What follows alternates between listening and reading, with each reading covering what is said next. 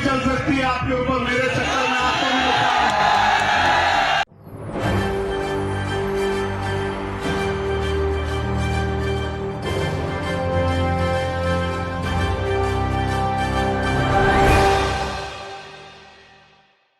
नमस्कार, मैं दौलत शर्मा और आप देखना शुरू कर चुके हैं SPN9 न्यूज। चंद्रशेखर आजाद रावण तब से चर्चाओं में बने हुए हैं, मीडिया हेडलाइंस में बने हुए हैं। तब से उनके ऊपर यूपी में देवबंद में वहां पर जो है उनके ऊपर बड़ा हमला हुआ और उसके बाद लगातार वो योगी सरकार के ऊपर अग्रसर दिखाई दे रहे हैं। उन्होंने कई जगह रैली करी जहां पे वो सीधा सीधा योगी सरकार को बताते हुए नजर आए कि कितनी भी गोलियां यहां पर चला लो, क्योंकि यहां पर कहा जा रहा है कि साजिश के तहत यहां पर जो है इनके खिलाफ गोलियां चलाई गई। और आपको बता दें कि जब ये पूरा हमला हुआ और उसी समय यहाँ दावा योगी सरकार क्या करती है कि यहाँ पे हर एक जनता जो है यहाँ पर सुरक्षित है और पूरा सुशासन जो है काम कर रहा है, पुलिस प्रशासन सतर्क हो गया है। लेकिन ये पुलिस प्रशासन वहाँ पर ढीला नजर आया जब चंद्रशेखर आजाद के ऊपर हमला हुआ। कई समय तक जो है कहा जा रहा था कि रिपोर्ट लिखने में यहाँ देरी हुई, अस्पताल पहुंचाने में यहाँ देरी हुई, लेकिन उसके बाद से ही चंद्रशेखर आजाद रावण जो है लगातार योगी सरकार के खिलाफ बोल रहे हैं। और यहाँ पे योगी आदित्यनाथ के इस्तीफे की बात भी उन्होंने कही कि यहाँ पे उनको इस्तीफा दे देना चाहिए, क्योंकि वो जनता की जिम्मेवारी नहीं संभाल पा रहे हैं। जहाँ पे हर एक जनता की जिम्मेदारी, उनकी सुरक्षा की जिम्मेदारी सरकार को होनी चाहिए। वहाँ इतने बड़े जो दलित हिताई हैं, जो दलित हितैषी हैं और इतने बड़े नेता हैं, उनके ऊपर ऐसे हमला हो जाता है और उसके बाद अनर्गल बयान उनके नेताओं की तरफ से आता है। यहाँ पे देखा गया कि यहाँ पे योगी आदित्यनाथ के मंत्री बोलते हैं कि वो तो सिक्योरिटी के लायक ही नहीं है। और लगातार आपने देखा होगा कि फेसबुक पर अभी भी उनको जातीय रूप से जो है धमकी दी जा रही है। कई ऐसे फेसबुक ग्रुप हैं, ऐसे एक्टिव लोग हैं जो लगातार कह रहे हैं कि आखिर इतने में ये कैसे बच गया, इसको तो जो है हम ही लोग मारेंगे, क्षत्रिय लोग जो है इसे मारेंगे। और देखा जाए तो यहाँ पर जातीय विवाद बढ़ता जा रहा है। और जब से आप कह लीजिए मोदी सरकार, योगी सरकार आई है, तो ऐसा जातीय विवाद देखने को मिल रहा है। चाहे वो कोई भी समुदाय हो, संप्रदाय हो, दो संप्रदाय के बीच देखने को मिला होगा कि कितनी लड़ाई यहाँ पे छिड़ जाती है।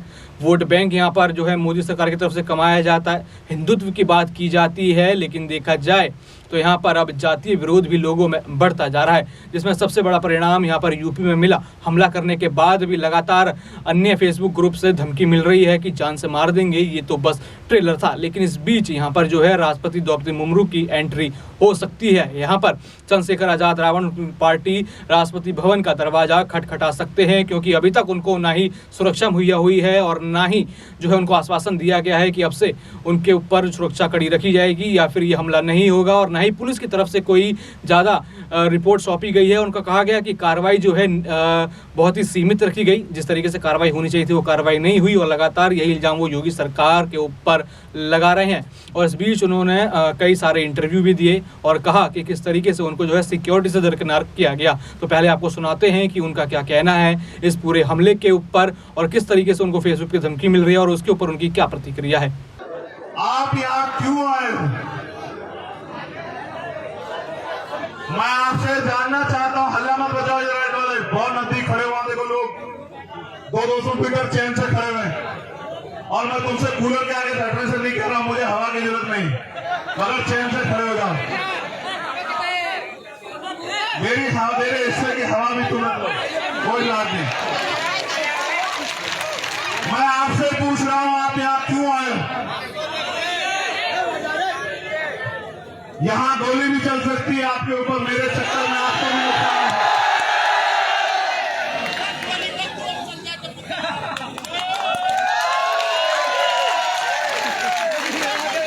मैं अपनी बहनों मां से पूछना चाहता हूं, मैंने तो कभी आपके लिए 1 रुपए का काम भी नहीं किया, क्यों आई हो?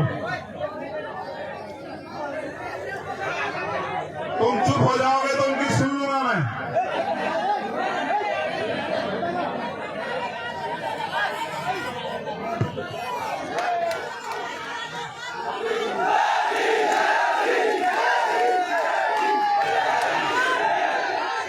एक मिनट चुप हो जाओ। एक सवाल और है, ये गरीब, आपका ये गरीब खून जो है ना, ये खत्म बहुत रहा लोगों की आंखों में। क्या ये आपका आशीर्वाद आगे भी मुझे मिलेगा? ऐसा तो नहीं जब हम गरीब बेटे को भूल जाओगी, अपने इस भाई को भूल जाओगी।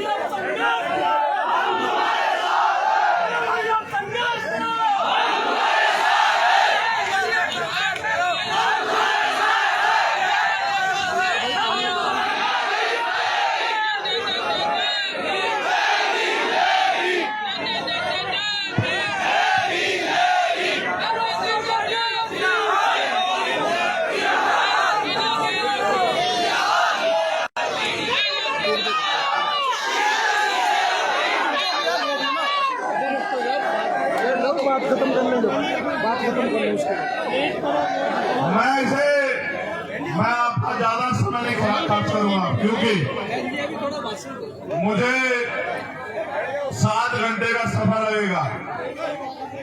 मैं अब से जाऊंगा तब 1 बजे पहुंचूंगा घर। लेकिन सच ये है,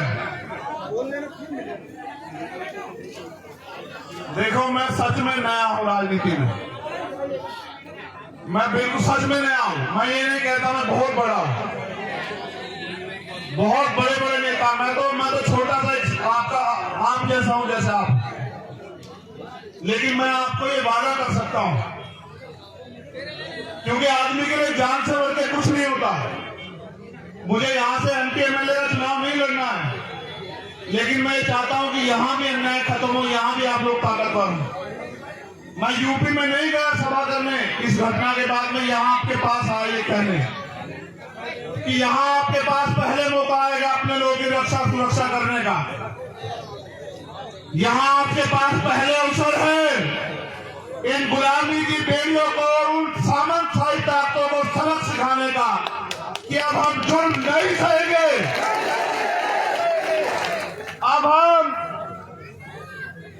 किसी भी कीमत पे किसी भी अन्याय अत्याचार को बर्दाश्त नहीं करेंगे, चाहे वो चंद्रशेखर आजाद के साथ हो या गांव में रहने वाले आम किसी किसान, कामगार, नौजवान, महिला, मजदूर, किसी के भी साथ हम इस अन्याय को नहीं सहेंगे। ये सबसे बड़ा मौका आपके पास आने वाला है और मैं ये आपसे आग्रह करूंगा, ये राजधानी है हमारी, मैं इस बात को जानता हूं, ये आगरा से लगी हुई ये राजधानी है हमारी। मैं आपसे अपील करूंगा, आपने मिट्टी के पुतलों को ताकतवर बनाया। मैंने आपसे पहले कहा कि सबके लिए अपनी जान कीमती होती है, लोग रोटी और जान के लिए जीते हैं। मैं अगर जीता हूं, अगर मुझे ये दूसरा जन्म मिला है, तो मैंने पहला जन्म भी आपके नाम सब कुर्बान कर दिया था और मेरा ये जन्म भी आपके नाम कुर्बान रहेगा। आप इस बात को जान लें। ना मैं आपके स्वाभिमान, सम्मान, आपके हक अधिकारों से पहले समझौता करता आया और ना आप करूंगा। मेरी जान जा सकती है, लेकिन मैं कभी आपके अधिकारों के को छुपने नहीं दूंगा, ये वादा करने के लिए भरत पड़ा है। मेरे जाने के बाद तमाम तरह की बातें होंगी, बस याद रखना, अगर आप ये सोचते हो कि आपके साथ यहाँ अन्याय हुआ, मैं दिल से कह रहा हूं, आपके पीठ पे पड़ी नहीं, एक लाठी चंद्रशेखर आजाद की पीठ पे पड़ी। जब कोई जालिम, देखो मुझसे लड़ाई क्या है मैं बता देता हूं।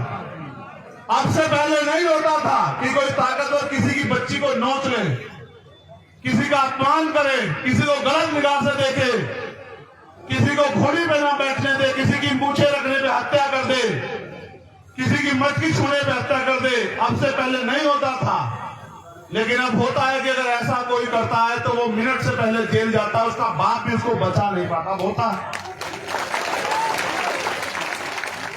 जो ये सोचते थे कि ये किसान कमेरे, दलित, पिछड़े, अल्पसंख्यक समाज के लोग, आदिवासी समाज के लोग उनकी जागीर है, उनके गुलाम है, इनका शोषण करना उनका जन्मसिद्ध अधिकार है। तो आपने सुना, लगातार उनका कहना है कि यहाँ पर उनको अभी भी धमकियां मिल रही हैं और अभी भी जो है उनको आशंका है कि यहाँ पे हमले और भी हो सकते हैं, लेकिन वो इन हमलों से डरने वाले नहीं है। लेकिन बड़ी बात इसमें क्या निकल के आ रही है कि राष्ट्रपति द्रौपदी मुर्मू के ऑफिस का दरवाजा भी यहाँ पर जो है वो खटखटा सकते हैं, उनको ज्ञापन सौंप सकते हैं, क्योंकि यहाँ पर देखा जाए तो योगी सरकार पूरी तरीके से सुरक्षा में फेल हुई है। और बात यहाँ एक व्यक्ति की नहीं है, उस पूरे राज्य की है जहाँ पे करोड़ों लोग रहते हैं और आस बना के बैठे हैं कि सरकार उनकी रक्षा करेगी, लेकिन सरकार यहाँ पे उनकी सुरक्षा नहीं कर पा रही है। और लगातार मुद्दा यही है कि कब योगी आदित्यनाथ इसके ऊपर जो है अपना बयान देंगे और कब चंद्रशेखर आजाद रावण से वो मिलने जाएंगे। और भी ऐसी खबरें जानने के लिए देखते रहिए SPN9 न्यूज़। धन्यवाद।